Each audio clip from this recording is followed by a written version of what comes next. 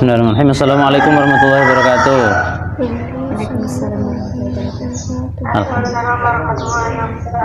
Alhamdulillah wassalatu wassalamu ala rasulillah wa ala alihi washabihi wa mawalah, amma ba'd. Kita lanjutkan pembelajaran kita akidah, materi akidah akhlak kelas 12, yaitu tentang Asmaul Husna. Insyaallah ini dua Asmaul Husna lagi, Ar-Razzaq dan Al-Malik. Lafal Ar-Razzaq berasal dari kata razaqah, yarzuqu, rizqan, yang berarti rizki. Nama lain Allah Ar-Razzaq adalah Allah yang memberi banyak rizki kepada makhluknya dan secara berulang-ulang. Imam Al-Ghazali menjelaskan arti Ar-Razzaq adalah dia yang menciptakan rizki dan menciptakan yang mencari rizki, serta dia yang mengantarkan kepada mereka dan menciptakan sebab-sebab sehingga mereka dapat menikmatinya. Nah, itu tadi benar pengertian Ar-Razzaq menurut Imam Al-Ghazali. Allah yang menciptakan rizki, Allah yang menciptakan rizki, makhluknya yang diberi rizki, dan Allah yang memudahkan mereka untuk mendapatkan rizki dan menikmatinya. Allah menjamin rezeki setiap makhluknya. Sebagai makhluk kita memiliki kewajiban untuk berusaha atau ikhtiar mencari rezeki yang sudah disiapkan oleh Allah untuk kita. Jadi sebenarnya rezeki ini sudah ditentukan oleh Allah dan sudah disiapkan oleh Allah. Yang penting kita mau berusaha. Di manusia itu yang penting usaha. Ya. Ayam aja ya, ayam, terus apa? Yang paling sulit kan cecak maksudnya. Cecak dia merembet begini di tembok, makanannya mabur. Itu aja bisa kok ya. Asal dia mau berusaha, pasti Allah akan mendatangkan rezeki itu kepadanya. Tapi kalau nggak mau berusaha, pegawai ini turu tok, nggak mau kerja, ya jangan mengharap Allah mendatangkan rezeki. Aku cuma tawakal kok, nggak boleh itu ya. Dulu di zaman Umar bin Khattab pernah ada seorang pemuda yang zikir di masjid. Pagi-pagi dah waktunya kerja, dia zikir di masjid. Dimarahin oleh Sayyidina Umar. Ayo kamu bekerja, jangan di sini dulu, jangan di masjid terus. Ya, zikir ada waktunya, kerja ada waktunya. Kalau nggak mau kerja tak pukul, mau dipukul. Ya, burung yang ada di sangkar, cacing yang ada di tanah, dan janin yang masih ada dalam kandungan ibunya, semua rezeki telah disediakan oleh Allah, dan rezeki yang Allah sediakan tidak akan pernah habis dan tidak tertukar, itu ya, tidak tertukar. Meneladani Allah dengan sifat Ar-Razzaq. Pertama, berkeyakinan bahwa Allah adalah penjamin rezeki secara mutlak. Keyakinan tentang jaminan rezeki Allah harus tertanam kuat dalam jiwa kita. Rezeki setiap manusia berbeda-beda sesuai dengan ukurannya masing-masing. Seorang anak yang masih kecil memiliki jaminan rezeki yang berbeda dengan orang dewasa.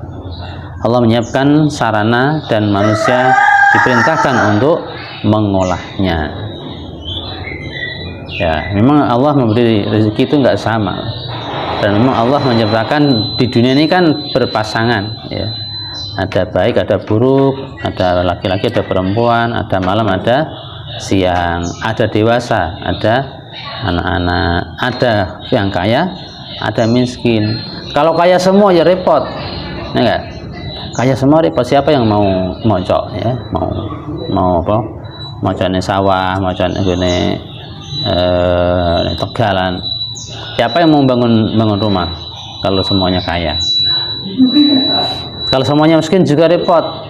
Maka Allah selalu di mana-mana menciptakan ada orang yang kaya, ada yang miskin. Tapi tetap kita harus berusaha.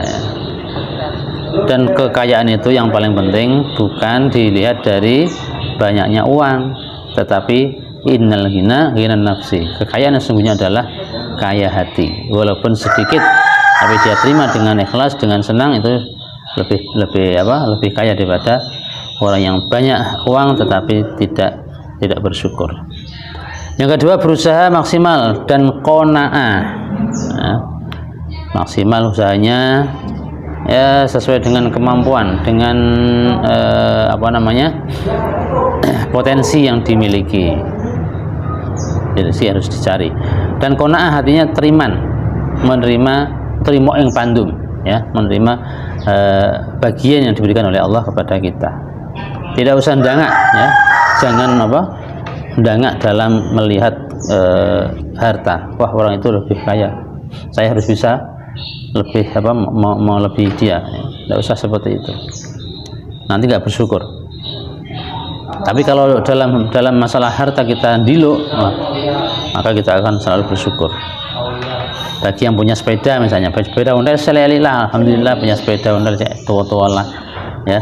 Tetangga saya, teman saya malah jalan kaki misalnya, seperti itu. Yang punya motor, walaupun motor tua, syukur alhamdulillah saya punya motor walaupun sudah tua. Tetangga saya, teman saya, saudara saya punyanya cuma sepeda ontel. Yang punya motor nom, ya harus bersyukur alhamdulillah, walaupun kredit belum lunas. Jadi motornya masalah baru, ya. Teman saya, tetangga saya punyanya motor tua, motor butut, dan seterusnya. Yang ketiga, memanfaatkan rezeki ke jalan yang benar. Nah, salah satu bukti bersyukur atas rezeki yang diberikan oleh Allah adalah membelanjakan sebagian kelebihan rezekinya di jalan Allah untuk membantu sesama, berbagi dengan orang-orang yang membutuhkan. Ya, walaupun uang rezeki itu halal dan milik kita, ya, kita tidak boleh serakah hanya dipakai sendiri, dihabiskan sendiri. Ya, harus berbagi dengan orang lain, karena yang orang lain banyak yang membutuhkan bantuan kita. Wa mimma razaqnahum yunfiqun, dan mereka menafkahkan sebagian rezeki yang kami anugerahkan kepada mereka. Sedangkan rezeki yang berbentuk non materi berupa ilmu, pengetahuan, ilmu juga rezeki, ya. Kita dilarang menyembunyikannya karena ilmu dapat membawa kebaikan kepada manusia dan menghilangkan kebodohan. Dan ilmu itu dengan seperti uang, ya, uang diinfakkan ya berkurang. Ada orang punya uang 1 juta, diinfakkan 100.000, tinggal 90 dengan 900.000. Nah, ini kalau matematika, ya, hitungan matematika. Tapi kalau hitungan infak tidak seperti itu, ya. Matematika sedekah, matematika infak enggak seperti itu. Ya, bahkan ada yang menghitung 10 dikurangi 1 sama dengan 20. 10 dikurangi 2 sama dengan 30. Kok bisa? Ya, karena apabila kita berinfak, bersedekah, Allah akan mengganti minimal 10 kali lipatnya, bisa lebih malah. Kemudian nama yang berikutnya, asma Allah yang berikutnya, Al-Malik. Al-Malik salah satu nama baik Allah, diartikan dengan raja atau penguasa. Al-Malik berarti raja penguasa atas seluruh makhluk ciptaannya. Secara umum Al-Malik diartikan raja atau penguasa.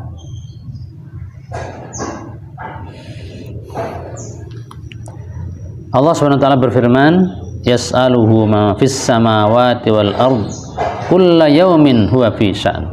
Semua yang ada di langit dan di bumi selalu meminta kepadanya, setiap waktu dia dalam kesibukan. Ya, karena ini Allah adalah raja yang sangat yang sangat perkasa dan maha kuasa, maha segala-galanya, maka semua makhluknya selalu meminta kepadanya. Kekuasaan Allah meliputi langit dan bumi, yang bersifat sempurna dan mutlak, sedangkan kerajaan lainnya tidak, karena kerajaan Allah meliputi langit dan bumi, seperti diterangkan dalam firman Allah, wa tabarakalladzi lahu mulkus samawati wal ardi wa ma bainahuma wa indahu ilmus sa'ati wa ilaihi turja'un. Dan maha suci Tuhan yang mempunyai kerajaan langit dan bumi dan apa yang ada di antara keduanya, dan di sisinya lah pengetahuan tentang hari kiamat, dan hanya kepadanya lah kamu dikembalikan. Kalau manusia, raja atau presiden atau penguasa itu kan hanya menguasai wilayah tertentu, tapi Allah, kekuasaan Allah meliputi seluruhnya, tidak terbatas. Selanjutnya meneladani Allah dengan sifat Al-Malik. Bagaimana cara meneladaninya?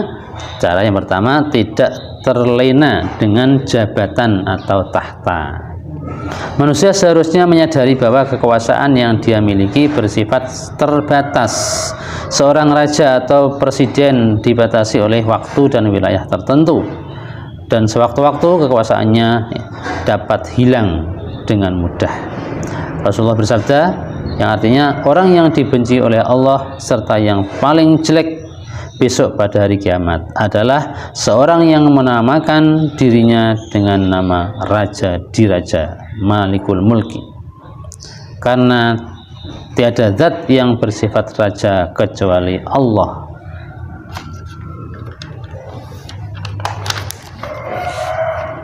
Jadi jabatan apapun jabatannya, dari ketua RT sampai presiden, ya, dari OB sampai direktur, manajer, direktur, semuanya adalah sementara dan terbatas. Sewaktu-waktu Allah sangat mudah untuk mencabutnya. Maka bagi yang punya jabatan jangan dimanfaatkan untuk yang tidak benar, jangan disalahgunakan. Yang kedua, dapat mengendalikan hawa nafsu. Hawa nafsu adalah bujukan setan yang hanya akan menjerumuskan kita kepada hal-hal negatif, dan itu merupakan contoh ketundukan kita kepada setan. Wa nafsi wa ma sawwaha fa alhamaha fujuraha wa taqwaha. Dan jiwa serta penyempurnaannya, penyempurnaan ciptaannya, maka Allah mengilhamkan kepada jiwa itu jalan kefasikan dan ketakwaannya. Jadi yang berkuasa harus bisa mengendalikan nafsunya. Yang ketiga, menjadi hamba yang bersyukur. Kita harus mensyukuri segala nikmat yang telah Allah berikan. Sikap tersebut menunjukkan bahwa kita beriman kepada Allah dengan sungguh-sungguh. Ya, Allah berjanji, la in syakartum la azidannakum. Kalau kamu bersyukur pasti aku akan menambahkan nikmatku kepadamu. Kalau bersyukur, inna azabi la in kafartum inna azabi lasyadid. Ketahuilah bahwa sesungguhnya siksaku amat pedih. Dan yang terakhir, selalu mengharap pertolongan Allah. Kita setiap saat, ya, paling tidak setiap hari 17 kali membaca ayat ini, iyyaka na'budu wa iyyaka nasta'in. Hanya kepada Engkau ya Allah kami menyembah dan kami mohon pertolongan. Hanya kepada Engkau kami mohon pertolongan. Ihdinas siratal mustaqim, tunjukilah kami jalan yang lurus.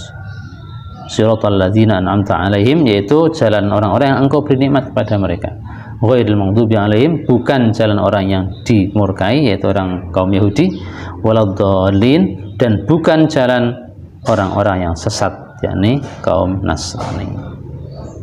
Ya, demikian pertemuan kita pada pagi hari ini. Semoga bermanfaat dan semoga kita bisa meneladani sifat-sifat Allah yang tadi.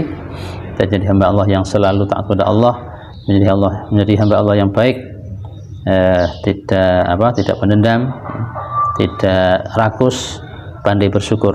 Amin Allahumma amin. Kita tutup dengan doa kafaratul majlis, ya. Subhanakallahumma wa bihamdika asyhadu an la ilaha illa anta astaghfiruka wa atubu ilaik. Walhamdulillahil alamin. Wassalamualaikum warahmatullahi wabarakatuh.